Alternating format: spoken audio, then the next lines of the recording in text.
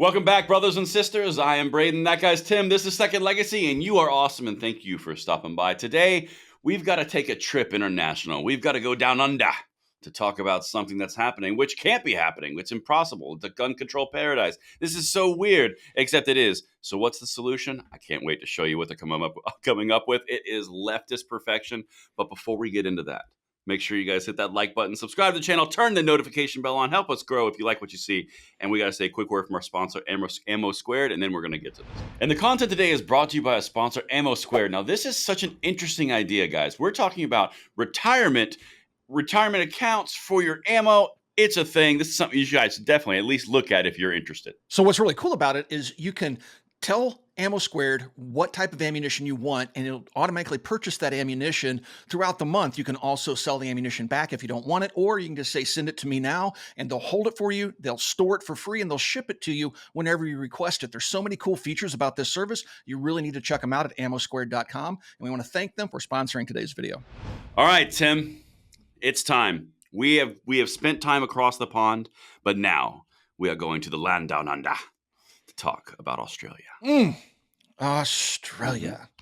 Yeah. That's Don't right. They have gun control that the American gun grabbers try to emulate? And the dream. I mean, they had a shooting quite a few years ago, and 1996. It's been a minute, and they had a knee-jerk reaction, banned a wide multitude of firearms.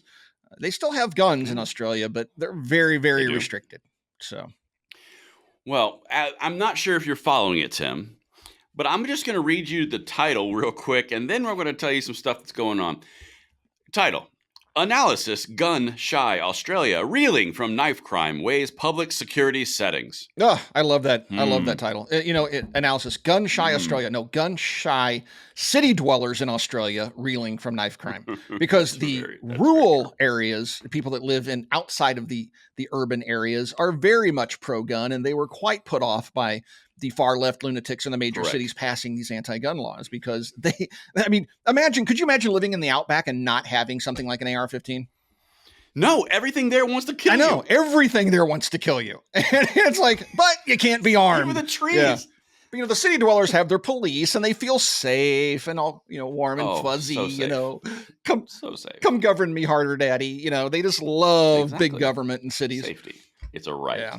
It's a right. Well, here's what happened. If you're not familiar, this is kind of going around the internet right now.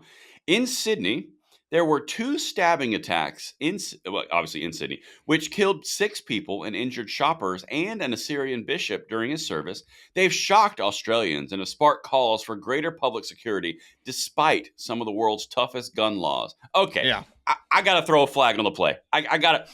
This is a story about knives and stabbings. And mass stabbings, I would say mass stabbings, because that's well, they're mass stabbings, yeah. I mean, just in that church attack, he bishop. Stabbed a couple of people. He didn't just get the bishop. He stabbed a couple other people. Right. And by the way, I'm going to tiptoe around this one. You'll know why in a second.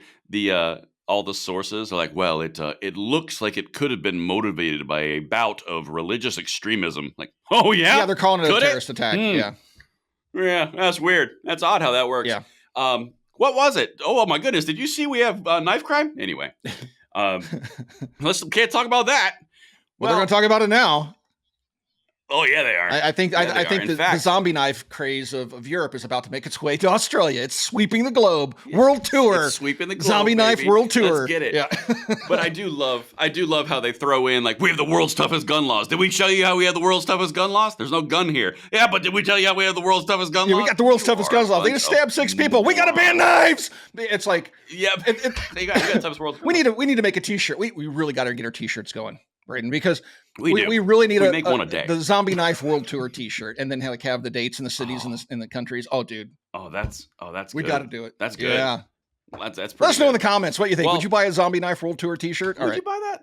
Yeah, I think you guys would. We'd put all the goodies on there. Well, listen to this, Tim, because now we're going to get into some this is leftist, in my opinion, stupidity.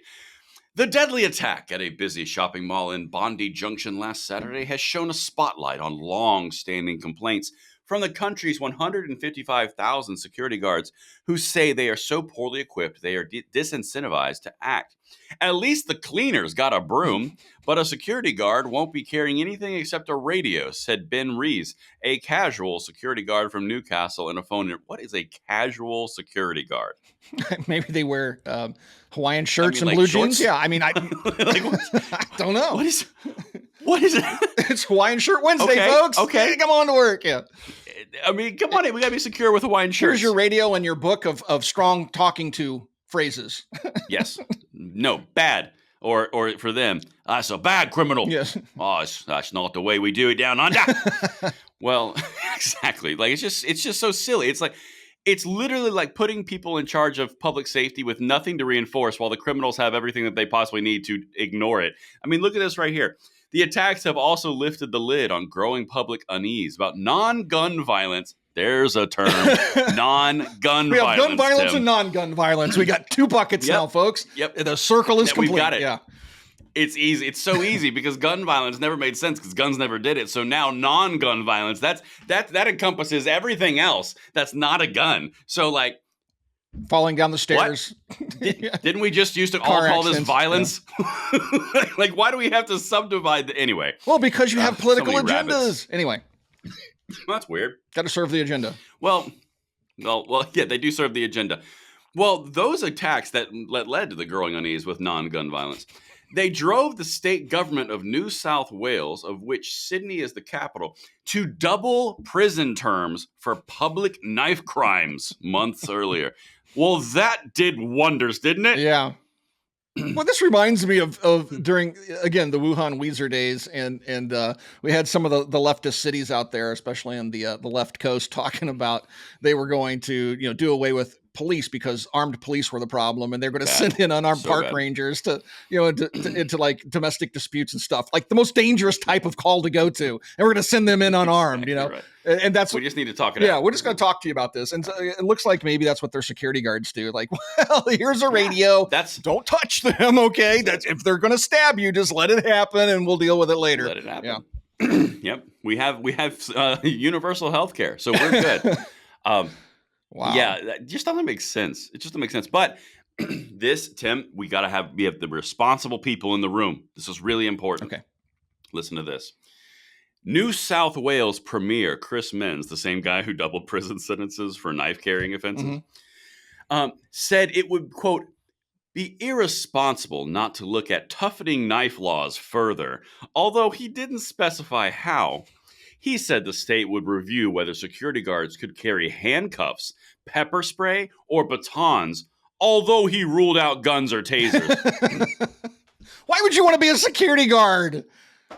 I mean, we might give you handcuffs. We might even give you some pepper spray. Handcuffs. And we might give you a stick to hit people with. Maybe. But we're not giving you guns or tasers because... No. We're going to make you into the bobbies of England. We're going to give you little sticks and little hats with little checkers on them. We'll give you a fun little EU siren. It'll be great. You can achieve your dreams, but we might even give you handcuffs. You get really crazy. I know what would do it. Boiled peanuts. What would do it? Make criminals eat boiled peanuts. Anyway, go ahead. Well, if they were Southern and they were classy, they'd love every second of it. It's not my fault you don't know good stuff when you have it. Anyway, let's keep going. You keep on going after my Southern roots. I'm going to have to be upset. But we're going to move past this because I feel forgiving today. Well, that's good. That's right. Come after my peanuts. But you know who isn't forgiving is New South Wales Premier Chris Minns. Oh, anyway. That's right. That's right, Chris Minns. No, that was one of the best tiebacks you've ever done. I'm very proud of you. Let's keep going.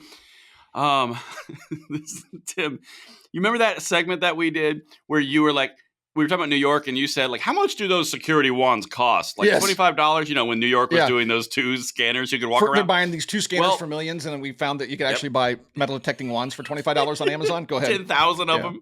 Yep. That's right. Well, here's another thing. Quote, we've been actively considering whether to expand the public spaces that police can wand into include shopping centers. So like security wands, right? As part of the Bondi Junction Mall reopening on Friday, all 37 Westfield shopping centers nationally will have increased security presence, local media reported. With With what? Yeah, with bare hands. You haven't even given them. Don't come in here. My hands are lethal weapons. I bet you. I know. Come at me with a fisticuffs. I know. I would handcuff you if I had handcuffs. You deserve a good handcuffing. Pugilist? Boy, if I had a taser. Oh my. Yeah.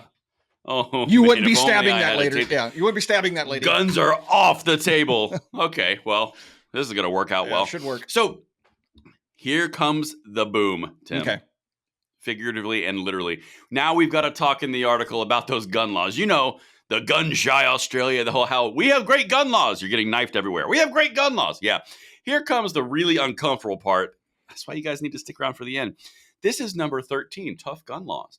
Political leaders and policy experts pointed to the stabbings as reminders about how much worse a public attack could be if it was easier for the perpetrator to get a gun. What? Yeah. You know, that doesn't even make sense. One of the you know what the deadliest weapon at close range fighting is? It's not a gun, folks. Your fist or it's a knife? It's a knife. And knives are extremely dangerous weapons, right? And people want to downplay it. They play this game of equivalence like, well, a gun is deadlier than a knife. Well, yeah, at 1,000 yards, a rifle is certainly deadlier than a knife. But at bad breath distances, I don't like knives, people. I mean, they leave nasty wounds. And I think it was in Australia, wasn't it, where they had that video of a mall fight and the guy stuck the other guy in the neck with a knife and he bled out and died like right there in the video within seconds. I do not remember that. That sounds like one of your Twitter escapades that you always go Well, on. it's a couple years ago, but it was a brutal video. But I'm pretty sure, I know it was in Australia. I'm 100%, well, let's say 99% sure it was Australia. But, you know, there they have a knife attack in a mall, two groups of youths fighting, and one of them got stabbed in the neck when he tried to lunge at the other guy. And he bled out right there on camera. So, knives, so this equivalence nonsense is silly. Saying that imagine, it's like Hillary Clinton saying, just imagine if the Vegas shooter had a suppressor. Yeah, you never would have known he was firing a gun because they make him quiet, you idiot. I mean, oh my God, these people are dumb. Anyway, go ahead. It's just stupid. Really rubs me the wrong way. It just does. Well, then you are in the wrong time right now. Oh, gosh. I'm going to be honest because there's a lot of stupid. Well, here's the point when we bring all the beauty together to bear. This is number 15. They spend a second talking about how amazing gun control is and how awesome it is and whatever, but I don't need to read that. I just need to read this part. But the proportion of homicides caused by a knife or other sharp implement has risen to 43% in the 5 years to 2021. The latest year data is available, from 34% in the 5 years before 1996 gun laws. So you are rising at a pretty good clip in knife violence because, you know, knife violence. That's the next thing you're going to say, because you can't say gun violence and non-gun violence and leave knives out of it. That's discriminatory against knives. Knife violence is skyrocketing while they're bragging and saying, but it could have been so much worse if we didn't have guns. Aussies, what are y'all doing? Yeah. Well, you know, come on. I'm sure that, you know, if they ban all sharp objects, that should solve all their crime problems. I mean, it's not like it worked out well in London. It's not like when you don't stop criminals with laws like this. You stop criminals by enforcement. If they do something criminal, then you go after the criminal. You don't keep blaming inanimate objects for crime. It doesn't work that way. It's not the inanimate object causing the crime. You have a crime problem, and you have to address the problem, which means addressing the criminal themselves. It doesn't mean banning things. Knives have been around since human history was first recorded. Firearms have been around for hundreds of years, and they weren't a problem until just now. Oh, it's because they load themselves. They're deadlier. That's the difference. That's the point.